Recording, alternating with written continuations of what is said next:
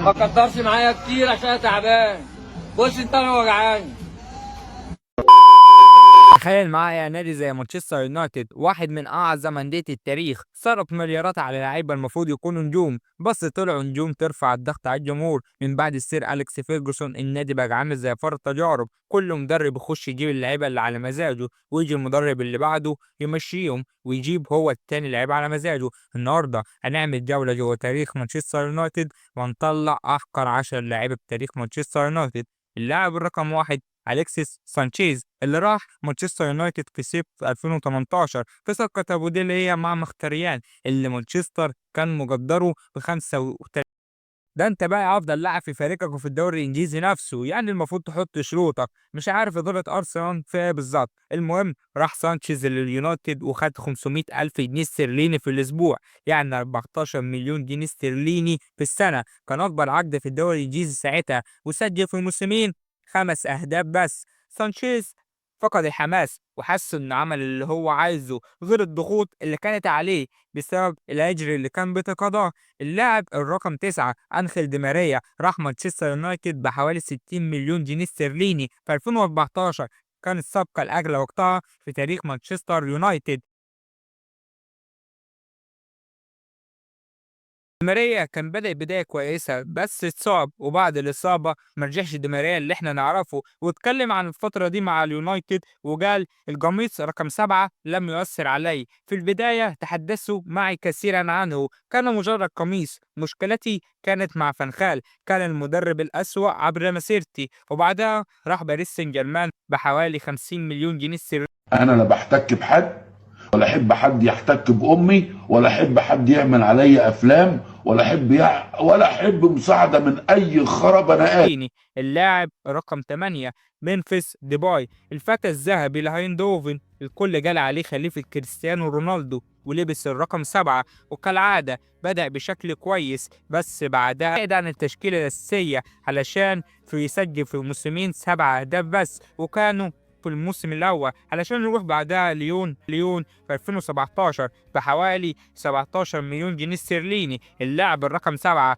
فان دي بيك، اللاعب اللي محدش كان فاهم هو جه مانشستر يونايتد ليه، على الرغم انه كان كويس في اياكس لكن ما كانش ليه مكان في اليونايتد، على الرغم ان تين هاك دربه في اليونايتد، لكن واضح ان الجيل ده كله كان مقلب، اغلب لعيبه الجيل ده فشل. نخش على اللاعب الرقم 6 فريد، اللي كان ممكن نقول عنده حاجه بس امكانياته ما تسمحلوش انه يلعب في مانشستر يونايتد، بس هو لعيب اقل بكتير انه يلعب في يونايتد غير المبلغ اللي اتدفع فيه، وهو 52 مليون جنيه استرليني. اللاعب انا لا بحتك بحد، ولا احب حد يحتك بامي، ولا احب حد يعمل عليا افلام، ولا احب مساعده من اي خرب انا قال. اللاعب رقم 5 فالكاو، الاسم الكبير اللي جاي من جيل موناكو التاريخي، اللي كان مقدم الموسم الأفضل في تاريخه بعد ما الكل كان متوقع انه هينفجر في اتلتيكو مدريد، لكن يسيب الاتليتي ويروح موناكو علشان الفلوس. وفي الموسم الاخير ليه مع موناكو كان موسم جيد علشان يروح بعدها اعاره لليونايتد، لكن فشل وسجل في الاعاره دي 5 اهداف. اللاعب الرقم 4 اليكس تيليكس جه مانشستر يونايتد من بورتو علشان ينافس لوك شو، لكنه فشل وكان نقطة ضعف للفريق، كان ضعيف بدنيا غير كان عنده مشاكل في التمركز والدفاع، وده خلى المدربين يفضلوا لوك شو عليه علشان يروح بعدها على الإشبيلية علشان يفشل برضه هناك ويروح النصر السعودي. كان ليه فترات كويسة هناك ويروح علشان يرجع الدوري البرازيلي من تاني مع بوتافوجو. اقسم بالله الراجل اللي قال ده هيخش النار عشان الضلال اللي هو نشره في الارض والفساد اللي نشره في الارض. اللاعب الرقم 3 بول بوجبا، اللاعب اللي كان من ناشئين مانشستر يونايتد وراح نادي يوفنتوس في صفقة مجانية في 2012، وكسب معاهم الدوري والكاس مرتين والسوبر مرتين، وقدر يكسب جايزة الفتى الذهبي في 2013 وفضل معاهم لحد 2015، وراح اليونايتد في صفقة تاريخية قيمتها 105 مليون يورو. لكن بوجبا كان مزاجي، كان بيلعب ماتش ويريح عليه 4 5 ماتشات، كان باين فرق المستوى ما بين بوجبا مانشستر يونايتد وبوجبا فرنسا. بوجبا فرنسا كان بيبقى شايل المنتخب هجوم ودفاع وكان بيظهر في الماتشات الكبيرة، لكن مع اليونايتد كان مجرد موهبة فقط. نخش على اللاعب الرقم 2 هاري ماجواير، في 2019 مانشستر يونايتد دفع حوالي 80 مليون جنيه استرليني، المبلغ اللي كان كبير، والمبلغ ده خلى التوقعات عالية عليه،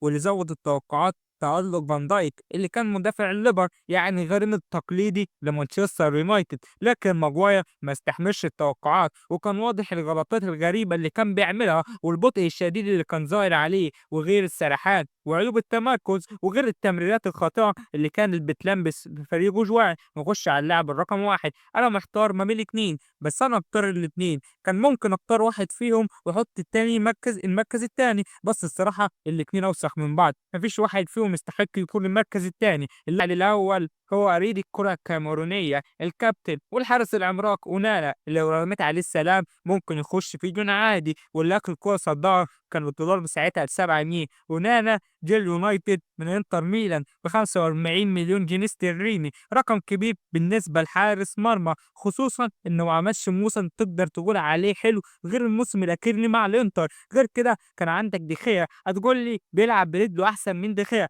اقول لك حتى دي ما كانش مميز فيها مع اليونايتد، يعني كان عندك ديرسون بتاع حارس السيتي كان اقوى منه. غير كده انا مش مقتنع ان اجيب حارس علشان بيلعب بايديه كويس، طب ما تشوفه بقى يصد ولا لا. المهم اللاعب الثاني هو أنتوني، اللي مانشستر يونايتد دفع فيه 100 مليون يورو من أول يوم ليه، كان عامل فيها نيمار الغلابة، لفة رجله الشهيرة اللي ما بتعملش أي تقدم، والتمريرات اللي كلها مقطوعة أو لورا. المشكلة إن اللاعب جه عشان يكون الجناح الأساسي اللي يشيل الفريق هجوميا، لكن اللي حصل أنتوني سجل 6 أهداف وصنع 2 في 3 مواسم. أنتوني كان بيعاني من 3 مشاكل كبيرة، أولهم الاعتماد على رجل واحدة، يعني أي مدافع في البريمير ليج بقى حافظه. 2 انعدام الشراسة الهجومية، يعني لاعب بقى كيف يخش واحد على واحد، وده بيقتل دور الجناح الأساسي. 3 عدم القدرة على اتخاذ القرار الصحيح تحت ضغط، دايما بيختار الباص الغلط. والنهاية أحب أقول لك إن الفلوس مش دايما بتشتري النجاح،